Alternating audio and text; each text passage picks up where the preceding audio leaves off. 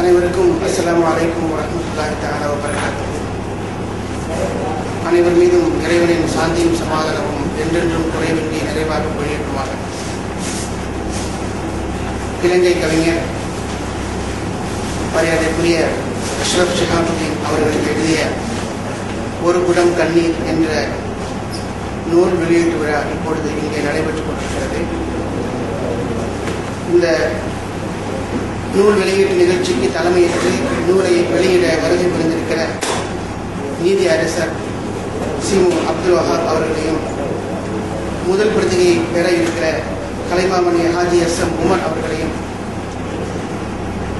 அடுத்த பிரதியை பெற இருக்கிற ஜமால் முகமது கல்லூரியினுடைய முன்னாள் செயலாளர் ஹாஜி அப்துல் கஃபூர் அவர்களையும், நூலை அறிமுகம் செய்து உரையாற்ற இருக்கிற ஆவணப்பட இயக்குனர் நண்பர் ஆளுநர் ஷானவாஸ் அவர்களையும்,